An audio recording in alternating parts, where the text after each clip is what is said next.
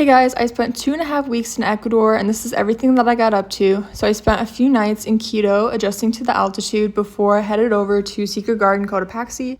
This is a hostel that's located in the middle of national parks, so they have llamas on site that you can feed, limited Wi-Fi, and it includes all meals of the day. The food was pretty good, and the activities that you can do are hikes in the area. It's $110 for the 2-night, 3-day package, and I did the 2 free included hikes. So one was to a waterfall, and then one was to one of the local mountains, but I did get altitude sickness during this hike. After this, I took the shuttle from the hotel and I went to Banos, Ecuador. I spent 2 nights there, but I didn't get as lucky as I thought I would with the weather, so all I did was the swing at the end of the world, and then I went to one of the waterfalls. No, don't save me, no! No!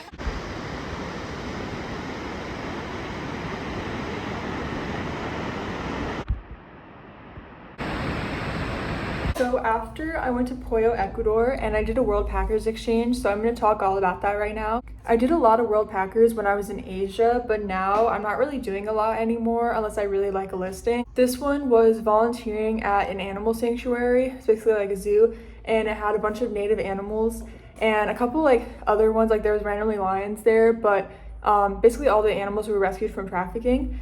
And what we would do is we would chop up the produce and then we would clean their enclosures and feed them. So the schedule was Monday through Friday. You could cook your own breakfast and then you would work from 8 to 12. They would make lunch for you and then you would go back to the staff accommodation, and then from 3 to 5 you would work again. So in the morning we would feed like the monkeys and the birds, and in the afternoon it was pretty chill. It was just like the tapirs, capybara, and pigs normally. Sometimes if there was time, we would watch them feed the lions and the other felines, and we also had the weekends off. The staff housing was pretty nice. It was just like basic, you know, it had electricity, it had Wi-Fi. It did not have hot water or fans, so it would get a little hot at night, but it had everything that you needed. And there was 6 rooms, and usually there was not that many volunteers. Like when I was there, the most there was 4, so everyone got their own room. And the house was about 10 minutes walk from the zoo, and it was off the main road. And so there's a lot of like the neighbors' dogs in the area. And in Ecuador, or maybe just like Puyo, I think mostly like in Ecuador though, the dogs kind of just like walk wherever they want. Like they're not really in the house, they kind of like live more outside. And so the neighbors' dogs would always like try and break into our house, and they were really cute. I fell in love with the neighbors. I think it was a staffy, and all the staff were really nice. Some of them spoke English. They spoke like a good amount of English, and there was a few that like didn't really speak English, but you know what, we made it work. And the volunteers were also really nice. I feel like when I started, you're supposed to like work along the zookeepers in the kitchen, but they weren't always really there, so I was kind of relying on like the other volunteers that were there. But after I'd been there for like a week and a half, that's how long I was there, I started kind of like figuring out like, okay, this is exactly like what the animals need to eat. But the zookeepers do come with you to actually like feed the animals. And I would say my favorite animal there was the tapirs. They're just like really weird and shy, and I don't know, they're just like really cute. The fee was $200 a week. I was there a week and a half, they only charged me $200, so yeah. And I would definitely recommend doing this exchange. I feel like worldpackers can kind of be hit or miss, but I had a pretty good experience. I would say this is honestly my favorite one that I've done, and my least favorite one that I did was my one in Bali, because the host was kind of crazy and the listing was kind of a scam.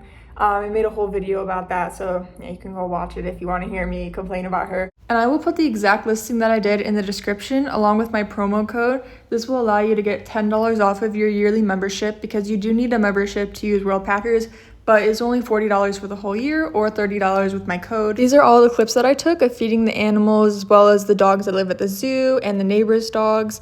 And I also included some clips of my time there because I spent the holidays there. And there's a weird tradition in Puyo, or maybe all of Ecuador, where for New Year's, men dress as women and they get in your car and they like twerk in front of the car and do a race to get money. And it was really funny. And we also went out for New Year's and we got a little bit tipsy, and probably my best New Year's yet. I'll be going back to Ecuador very soon because I loved it so much.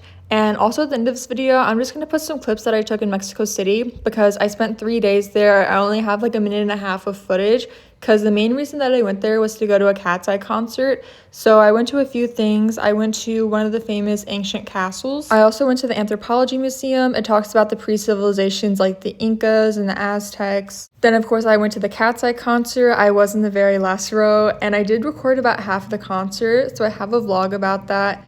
And then the last thing I did was I went to Coyoacán, and I was going to go to the Frida Kahlo Museum, but the tickets sell out at least a week before, and I did not pre-buy tickets because I didn't believe everybody. So please, if you're going to go, buy your tickets in advance.